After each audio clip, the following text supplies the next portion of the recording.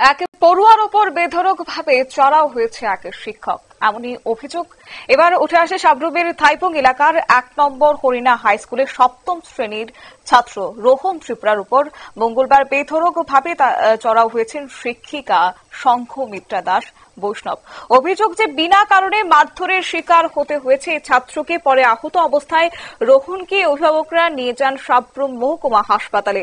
অভিযোগ শুধু ছাত্র ছাত্রী নয়, প্রায়শই সহকর্মী শিক্ষক শিক্ষিকাদের সঙ্গেও দুর্ব্যবহার করেন এই শিক্ষিকা।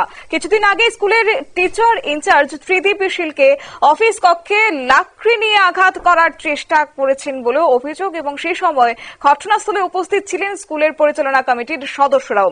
এই বিষয়ে কি জানিয়েছেন ইনচার্জের পক্ষ থেকে, শুনুন।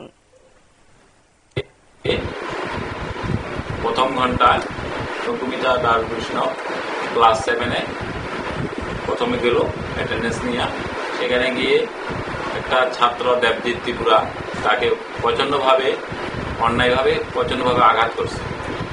তার কোনো দোষ নেই। আমি পরবর্তী সময় খোঁজ নিয়ে তার অন্য ছাত্রছাত্রীদের জিজ্ঞাসা করলাম, তার ছাত্রটার কোনো দোষ ছিল না।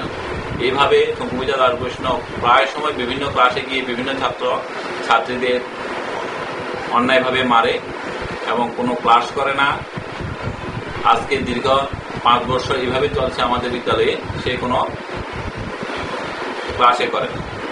এবং কিছুদিন আগে আমাদের বিদ্যালয়ে পরীক্ষা পিরিয়ডিক টেস্ট 1 শুরু হলো।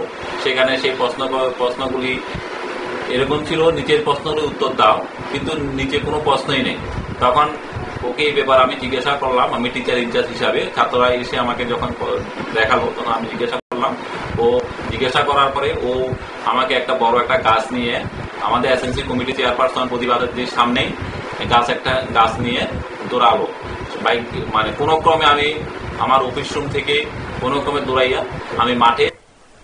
আপনারা শুনলেন স্কুল ইনচার্জের অভিযোগ। তবে এটা কি বিকৃত মস্তিষ্কের ব্যবহার নাকি তার পেছনে রয়েছে অন্য কোনো কারণ, সেটা তো অবশ্য দেখার। কিন্তু তারই মধ্যে জানিয়ে রাখি যে ইনচার্জ লিখিতভাবে ঊর্ধ্বতন কর্তৃপক্ষকে অবহিত করেছেন। বর্তমানে ওই শিক্ষিকার কারণে ছাত্রছাত্রী, শিক্ষক শিক্ষিকা থেকে শুরু করে অভিভাবক, স্কুল ম্যানেজিং কমিটি সবাই অতিষ্ঠ। তাদের দাবি, অবিলম্বে ওই শিক্ষিকাকে অন্যত্র বদলি না করলে শিক্ষার পরিবেশ ভেঙে পড়বে।